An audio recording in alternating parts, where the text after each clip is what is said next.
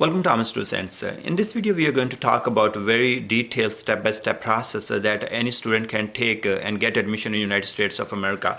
A lot of students ask, like they have finished their high school, 12th grade, they have finished their BSc or master degree, and they don't know what to do and how to get or how to start the process to get admission in United States universities. So the very first thing is, let's say if I have just finished my high school and I want to get admission in the universities here, maybe I want to become a doctor, maybe I want to become a chemical engineer or electrical engineer or whatever I want to achieve, and want to do my bachelor degree in that one. So first of all, what I will do, I will go on Google and just type a top 100 universities in America or maybe top 1000 universities in America. So I will get list of universities. Now depends, there could be a variety of things that you can think of. Maybe you want to go live in a big city, or you want to live in a small city, you want to maybe live in where the weather is very cold and there is a lot of snow, or maybe you want to go where there are less, the weather is very nice and warm and all that. So you will decide. There are 50 states, there are a lot of schools, so search on that once you have the universities in front of you, and then you're gonna go with the location, weather, if some relatives live there, whatever. So once you select that university, very easy, open that website, go to the university website and go to the admissions, and then go to the international student. You will see most of the universities have applications online, and then you will start your process there. You will fill the application, whatever the things they will ask you, like they will ask you about SAT scores, TOEFL score, IELTS score. They will ask your transcripts, upload those ones and everything, and you will be done. Now, also you have to pay application fee for sure, so you will be using some credit card to pay that.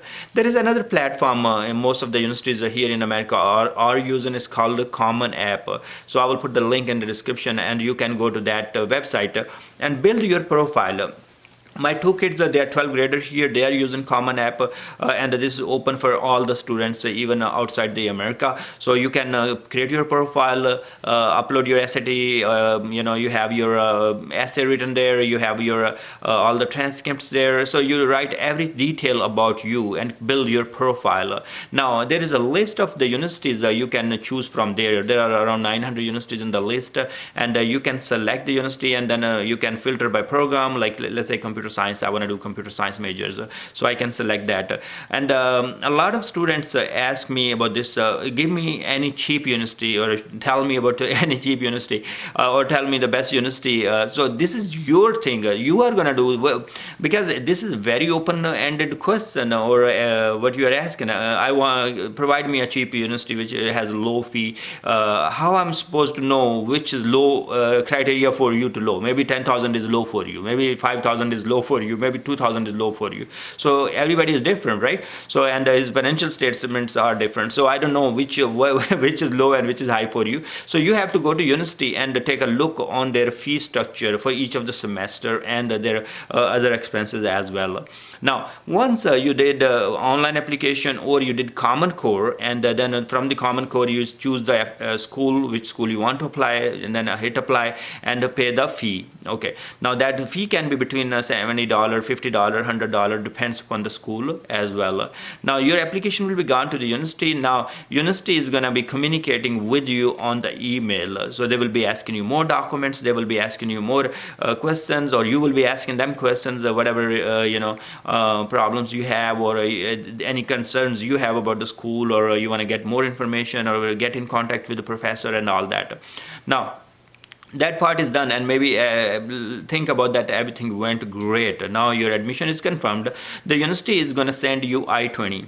So before they send you I-20, they need to mail you. In most of the places here, I mean, not a big deal in America, mail is very cheap for them to send. They don't ask really any fee, like give us $2 or $1.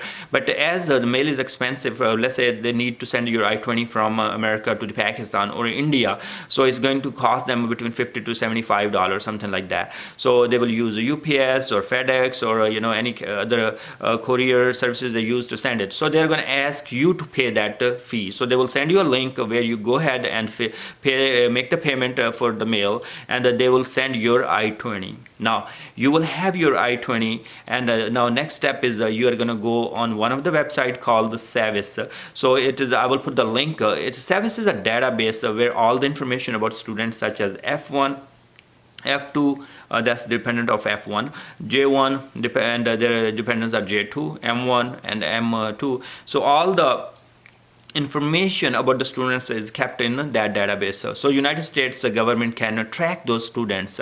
Now, once you have your I-20 in your hand, the next step is filling the SEVIS application and making the payment.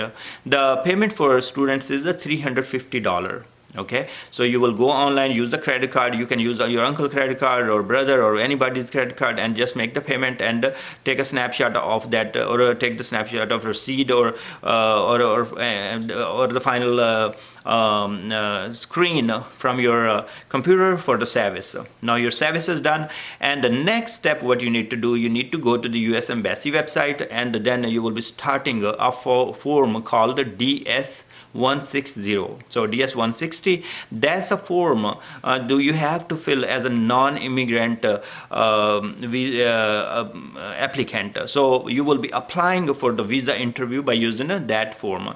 So you will fill that DS-160, and then what you have to do, you have to submit that. Once you submit it, then you will be going to the local bank. On your embassy website, there will be a local banks will be mentioned where you can pay the fee for DS-160. And I don't know, I mean, they could simply have like a credit card information there, because SEVIS accepts credit card information. Universities accept in all those, but I don't know, in each of the, for DS-160, let's say if you're from Pakistan, they have a light bank. So you go to the branch there and pay $160 according to the rate, whatever the current rate as of that day, and that's how it's done. So anyways, you will be going to the local bank. Check on the website what local banks they have in the list where you can pay the DS-160 fee for your interview, and then you will go back and come online on DS-160 and get an appointment. So you pay the fee, you go online and get your appointment. Now you can select, there would be different slots available for the appointment, so get the thing done. Now let's say you go for the interview and you pass the interview. That's great. You know, I have like 70 videos on how to prepare interview for F1 and B1, B2 and all those kind of things.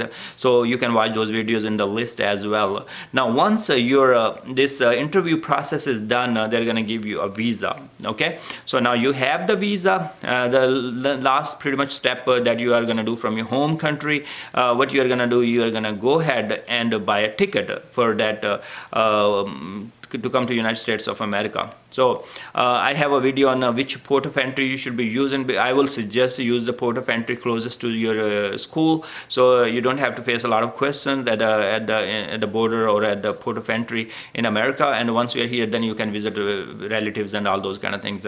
Now once you come to United States, maybe a shuttle or maybe somebody from international office will pick you, or a friend will pick you, or you go by yourself, take a Uber, go to the university, and you know, start the paperwork there, and you will pay your fee there and dorm fee and all those kind of things.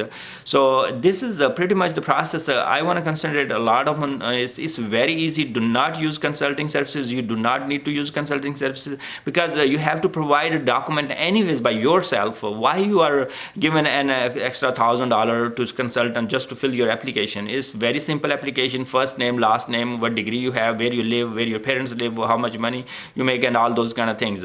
Very simple applications. So go ahead and do it. My kids here, they did a common app by themselves. They asked me a couple of questions like my social security number or something like that. I gave them. Rest they did everything by themselves. And my kids are 12th grader right now. They're going to go to the university here next year. Okay, so I hope this video will help, and it will help you to take initiative by yourself. I will put all these website links in the description, so you can take a look there, and I will also put step by step, like number 1, number 2, number 3, so you can follow along. So thank you very much for watching. Subscribe if you like my effort, and I will see you guys in the next video.